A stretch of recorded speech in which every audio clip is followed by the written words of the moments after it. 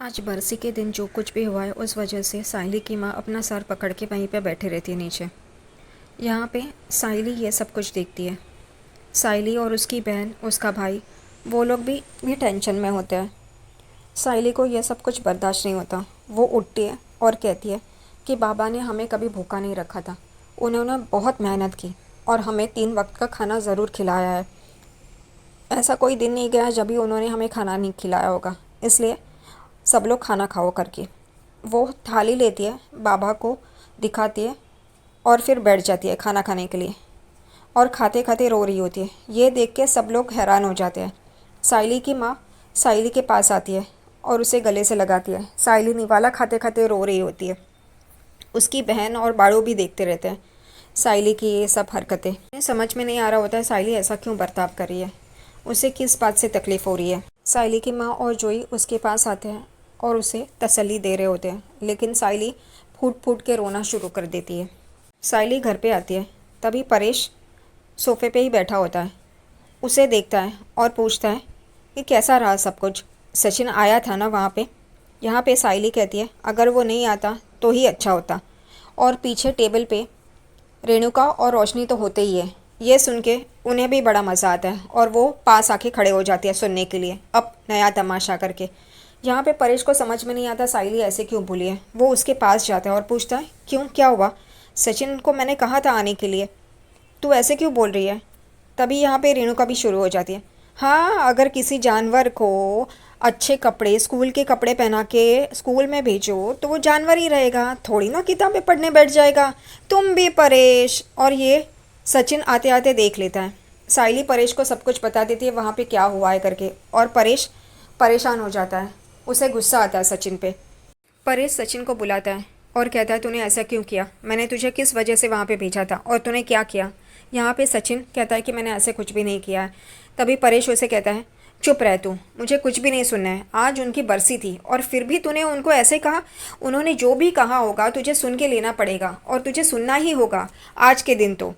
यहाँ पे सचिन कहता है बाबा तुझे नहीं पता उन लोग ने क्या क्या कहा, काकी ने और वो दिलीप ने। मैं बर्दाश्त नहीं कर पाया। तो यहाँ पे परेश कहता है तुझे बर्दाश्त करना था। आज के दिन तू ऐसा बर्ताव करेगा ऐसा मुझे लगा नहीं था, तुझसे ये उम्मीद नहीं थी। तूने बहुत गलत किया सचिन, तूने बहुत गलत किया। यहाँ पे सचिन सफाई देने की कोशिश कर रहा होता है, लेकिन परेश हाथ दिखा के उसे रोकता है। यहाँ पे साइली परेश को कहती है कि ये ऐसे ही बर्ताव करता रहा तो सच में मुझे पता नहीं क्या होगा करके। मेरे घर वालों को बहुत बुरा लगा है और इसकी वजह से मैं भी परेशान हूँ। मेरी आई को क्या भुगतना पड़ रहा है यह मुझे पता है। वो बेचारी रो रही थी और हम सब परेशान हैं सिर्फ इस इंसान के वजह से। इसने जो भी किया गलत किया करके। और वो वहाँ से रोते हुए चली जाती है अंदर किचन में। और यहाँ रोशनी और रेणुका एक दूसरे को देख के हंस रहे होते हैं। साइली ने ये ठीक नहीं किया। ये रेणुका और रोशनी के सामने तो बोलना नहीं चाहिए था, और आके ये सब बोलने की क्या ज़रूरत थी काका को।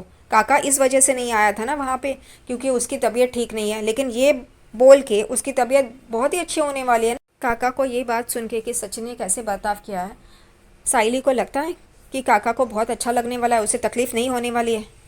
यहाँ पे सचिन बोलने ही जा रहा होता है उतने में यहाँ पे परेश उसे कहता है कि तू चुप रह और अपनी शक्ल मुझे मत दिखा। सचिन परेश को बाबा बात तो सुन, बाबा बात तो सुन, लेकिन परेश वहाँ से चला जाता है। और ये सुन के रेणुका और रोशनी को बड़ी खुशी महसूस होती है। यहाँ पे सचिन की सटकती है।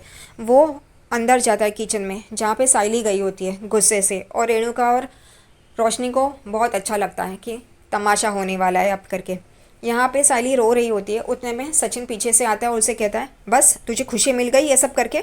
बाबा ने मुझसे कहा अपनी शक्ल मत दिखाना, यही चाहिए था ना तुझे? यहाँ पे साइली भी गुस्से से सचिन को कहती है तुमने जो भी बर्ताव किया वो गलत किया है, और मैंने जो भी कहा वो कुछ गलत नहीं कहा। मुझे अपना मन हल्का करना था इसलिए मैंने काका को कहा। तो काका ही मिलते हैं क्या मन हल्का करने के लिए? सचिन कहता है अगर तुझे बताना था तो मुझे बताती, बाबा को क्यों बताया? और उसकी तबीयत के बारे में तू जानती है ना, फिर भी तूने ऐसे बर्ताव किया। वो कहती है मुझे कुछ भी पता नहीं है, और तुमने जो मेरे घर पे आके किया उसके बारे में क्या? सचिन कहता है वो मेरा मुंह मत खुलवा, अगर मैंने सच्चाई बता दी ना तो सब। और वो चुप हो जाता है। यहाँ पे साइली कहती है बोलो ना बोलो। वो वहाँ से चला जाता है गुस्से में, और साइली यहाँ पे बर्तन फेंक देती है नीचे। और ये आवाज़ सुन के रोशनी और रेणुका जो वहाँ पे होते हैं बड़े ही खुश हो जाते हैं। सचिन गुस्से में वहाँ से चला जाता है। उसके बाद रोशनी भी चली जाती है। यहाँ पे रेणुका कहती है बस यही चाहिए था मुझे। अब देखना इन दोनों की झगड़े की वजह से ये साइली यहाँ से घर छोड़ के चली जाएगी और फिर उसका वो दुकान फूलों का मैं फेंक दूँगी। साइली को भी सच में अक्ल नहीं है किसके सामने क्या बोलना चाहिए। यहाँ पे तेजस रूम में आता है हताश होके क्योंकि उसकी नौकरी तो चली गई है। उतने में रोशनी वॉशरूम से बाहर आती है और कहती है बाबू तुम आ गए। वो कहता है हाँ करके। यहाँ पे रोशनी कहती है कैसे रहा दिन, क्या हुआ, कुछ परेशान हो क्या, ठीक है क्या, काम ज़्यादा था क्या। तभी यहाँ पे तेजस उसे कहता है देखो मैं तुम्हें जो बोलने वाला हूँ ना तुम गुस्सा मत होना प्लीज़। वो कहती है क्या हुआ बोलो तो सही। तेजस उसे बताता है कि मेरी नौकरी चली गई। ये सुन के रोशनी बहुत गुस्सा हो जाती है, कहती है कि तुम्हें क्या नौकरी करनी भी है या नहीं, तुम हमेशा 2-2 हफ्तों में नौकरी कैसे छोड़ देते हो।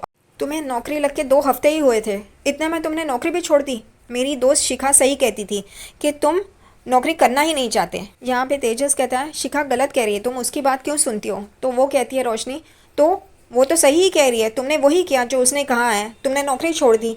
ये क्या तेजस तुम्हें नौकरी करनी भी है या नहीं, तुम ऐसे कैसे कर सकते हो। तो वो कहता है कि मेरा मैनेजर सही नहीं था, वो मुझे हमेशा डांटता था। तभी यहाँ रोशनी कहती है तो तुम्हें क्या लगता है मेरा काम आसान है, मुझे भी सुनना पड़ता है कस्टमर से, लेकिन इसकी वजह से मैं अपना जॉब तो नहीं छोड़ सकती। यहाँ पे पैसे कमाने पड़ते हैं तेजस, फुकट का नहीं बैठना होता है। अब तुमने ये नौकरी छोड़ दी है, सबको पता चल जाएगा और तुम्हारा वो भाई सचिन वो तो इस बात का फ़ायदा ही उठाएगा, सुनाने में कम नहीं करेगा वो। तो यहाँ पे तेजस कहता है मैं दूसरी नौकरी ढूंढ लूँगा ना बाबू। तो वो कहती है बस, और फिर फ़ायदा क्या है, 2 हफ्तों में वो भी छोड़ दोगे, तुम्हें नौकरी करनी ही नहीं है। बस एक काम करो, यहाँ पे लेटे लेटे मज़े करो फ्री में, और कुछ नहीं। वो अपना बैग पकड़ के जा रही होती है बाहर। तो वो कहता है अरे पूरी बात तो करो, ऐसे कैसे कहाँ जा रही हो। तो वो कहती है मैं काम करने जा रही हूँ, तुम्हारी तरह फुकट की नहीं हूँ बैठना चाहती। और वो गुस्से से वहाँ से चली जाती है। और यहाँ पे तेजस परेशान होके बैठता है। आकाश अपने रूम में मोबाइल पे देख रहा होता है। उतने में रिया आती है और आकाश रिया को पूछते तुम्हें लेट हो गया, तुम तो जल्दी आने वाली थी ना। तो वो कहती है बहुत काम था, यहाँ पे 3-3 फिल्मों की डबिंग करनी पड़ रही है। तो वो कहता है काम बढ़ गया है क्या। वो कहती है हाँ ना बढ़ गया है। तभी आकाश कहता है थोड़े दिनों की छुट्टी ले लो और चिल आउट करो। तो वो कहती है अरे हाँ इससे याद आया, आज मॉम आई थी स्टूडियो में और उन्होंने ये कूपन्स दिए हैं। तो वो कहता है किस बात के कूपन्स। तो वो कहती है कि केरला के 4 दिन का स्टे है। तो वो कहता है तुम्हारी मॉम क्या इस वजह से आई थी ये कूपन्स देने के लिए। तो वो कहती है ऐसा नहीं है, पापा को मिलते हैं ना तो उन्होंने दिए, ये फ्री के है। ये सुन के आकाश को गुस्सा आता है। वो कहता है यानी कि तुम्हें और तुम्हारी मॉम को लगता है कि मेरे पास पैसे नहीं है, मैं तुम्हें लेके नहीं जा सकता, इसलिए ये फ्री के कूपन्स लेके आई हो। तो वो कहती है ऐसा नहीं है, हमें खर्च नहीं करना पड़ेगा। आकाश और गुस्सा हो जाता है और कहता है कि तुम्हें क्या लगता है और तुम्हारी मॉम को कि मेरे पास पैसे नहीं है, मैं लेके नहीं जा सकता और मैं तुम्हें कुछ दिलवा नहीं सकता। उन दोनों में भी झगड़ा होता है और आकाश कमरे से बाहर चला जाता है। सचिन ऊपर टेरेस पे होता है, वो परेशान होता है और टेरेस पे यहाँ से वहाँ घूम रहा होता है, परेशान होता है। वही सोच रहा था जो बाबा ने उसे कहा और साइली और उनके बीच में खटास आ गई है इस वजह से। उतने में ही वहाँ पे वो देखता है कि तेजस आ गया है और परेशान हो जाता है सचिन। वो कहता है एक खजूर तू यहाँ पे कैसे। तो वो कहता है तू यहाँ पे कैसे। तो सचिन कहता है तुझे तो एसी के बिना सोने की आदत नहीं है ना, तुझे तो नींद ठंडी हवा में आती है ना, तो तू यहाँ पे कैसे। तो वो कहता है हाँ नीचे गर्मी हो रही थी इस वजह से मैं ऊपर चला आया ठंडी हवा में, खुली हवा में। यहाँ पे सचिन को तेजस पूछता है तू ऊपर कैसे। तो वो कहता है क्या गर्मी तुझे ही हो सकती है, मुझे नहीं हो सकती, मुझे भी हो रही थी इसलिए मैं भी आया खुले में टेरेस में सोने के लिए। और उन दोनों की ये बातें ही चल रही होती है। उतने में ये दोनों देखते हैं कि यहाँ पे आकाश भी ऊपर आ गया है करके। और यहाँ पे ये लोग आकाश को देख के एकदम परेशान हो जाते हैं। सचिन बोलता है तू यहाँ पे कैसे रे। तो वो कहता है वो कुछ नहीं दादा वो ऐसे ही। तो वो तभी सचिन आकाश को पूछता है क्या वो तेरी अंग्रेज़ी मेंढक से झगड़ा हो गया क्या। तो आकाश कहता है हाँ ना, मैं कुछ कहने चाहता हूँ वो कुछ समझती है, मैं एक्स कहता हूँ वो वाई जेड और कुछ भी समझती रहती है। यहाँ पे तीनों अपने अपने दुखड़ा रो रहे होते हैं कि कैसे अपने अपनी पत्नियों के साथ झगड़ा हो रहा है और वो लोग ऊपर आके बैठे। यहाँ पे तेजस भी कहता है हाँ मेरा भी रोशनी से थोड़ा झगड़ा हो गया करके। यहाँ पे सचिन कहता है मेरा तो कुछ बोलने की ज़रूरत ही नहीं है। तभी यहाँ पे सब लोग तीनों अपना हाल बयां कर रहे होते हैं। उतने में किचन में साइली चाय बना रही होती है। रिया वहाँ पे आती है और कहती है बहनी आप क्या कर रहे हो। तो साइली कहती है मुझे नींद नहीं आ रही थी ना इसलिए मैं चाय बना रही हूँ। तो रिया कहती है बहनी आप मुझे भी दोगे। वो कहती है हाँ क्यों नहीं। और साइली रिया को भी चाय देती है। यहाँ पे रिया किचन प्लेटफॉर्म पे बैठी है और चाय पी रही होती है। उतने में उन्हें आवाज़ आती है रोशनी की। ये लोग देखते हैं उस तरफ तो रोशनी भी आती है और कहती है, साइली मुझे भी चाय मिलेगी? वो कहती है, हाँ क्यों नहीं करके। साइली ने उसके लिए नहीं सबके लिए चाय बनाई थी लगता है, क्योंकि उसके पास बहुत चाय रहती है। एक कप चाय उसके लिए नहीं बनती है, हर किसी के लिए वो बना के ही रखते हैं, क्योंकि उसको पता रहता है सब लोग आएंगे चाय पीने के लिए, इस वजह से लगता है। यहाँ पे वो रोशनी को भी चाय देती है और रोशनी भी चाय पीती है। और यहाँ पे सब लोग अपने अपने पतियों की बुराई कर रहे होते हैं। रिया कहती है कि आकाश के बारे में अगर जानना हो तो मुझे छत पे जाना पड़ेगा। यहाँ पे साइली कहती है, क्यों? तो वो कहती है वो छत पे गया है ना सोने के लिए। तभी रोशनी भी कहती है, हाँ तेजस भी छत पे गया है करके। यहाँ पे सब लोग अपने अपने पतियों की बुराई करते रहते हैं कि कैसे वो लोग हमें परेशान करते हैं, कैसे उनका बिहेवियर हमें समझ में नहीं आता, कभी भी कैसे भी बर्ताव करते हैं। और यहाँ ऊपर छत पे सारे पति अपनी अपनी पत्नियों की बुराई कर रहे होते हैं। रोशनी और रिया आकाश और तेजस के बारे में, शादी से पहले वो कैसे थे और शादी के बाद अब कैसे हो गए।